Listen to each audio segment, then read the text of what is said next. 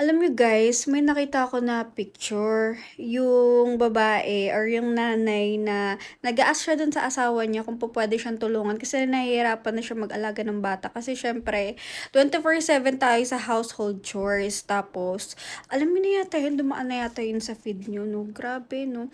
Parang nag-a-ask lang naman ng konting help yung nanay kasi siyempre ang hirap kasi 'pag nagtrabaho kapag uwi mo tapos na, pero yung gawaing bahay 'di natatapos yan, nadadagdagan pa.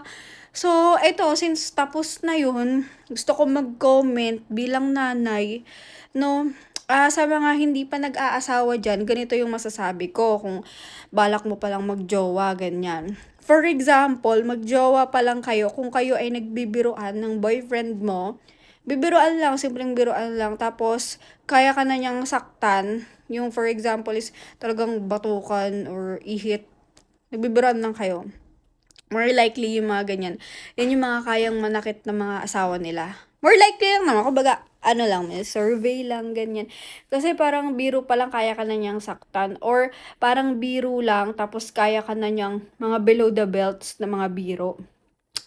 Ayan. So, in short, kung para sa akin kasi dapat 'pag nagliligawan phase kayo, mas mahal talaga dapat ng lalaki yung babae kasi dapat yung lalaki talaga nanliligaw. Kasi kagaya niyan, ang lahat kasi ng burden, lahat ng responsibilities ay nasa ating mga babae.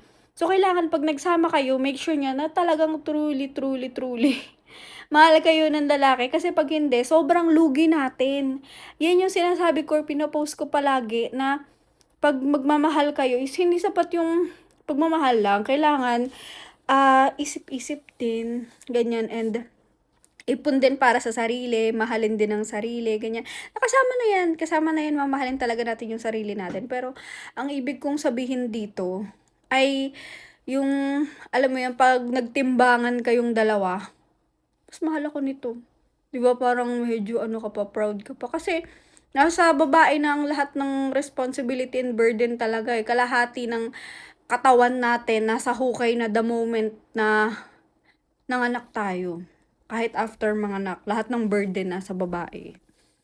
Example, kayong dalawa nagtatrabaho kayo, tapos sa babae pa sa babae pa din lahat ng gawaing bahay. Diyos ko, hindi ba totoo? Or depende, most likely 'no, kahit kayong dalawa nagtatrabaho, ang gawaing bahay nasa babae pa din. Minsan kahit mas malaki na sahod ng babae or same kayo ng sahod, mas madami pa rin ng gawain ng babae. Ayun talaga. So, sinasabi ko na, make sure nyo, kung jowa pa lang naman, kung maaayos pa, pinatay ko lang ang ilaw, maa-advisean pa. Make sure nyo na mahal talaga kayo ng lalaki para hindi masasayang yung mga beauty nyo. Pero doon naman, syempre, kailangan natin pagsabihan talaga yung lalaki na ang ang tindi ng sacrifices natin. Alam mo yun, wala kang pahinga. Parang yung nanay, parang wala na siyang time para magsuklay or kahit mag-CR man lang.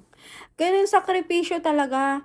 Kaya kailangan talaga pipili ka talaga ng mahal na mahal ka talaga.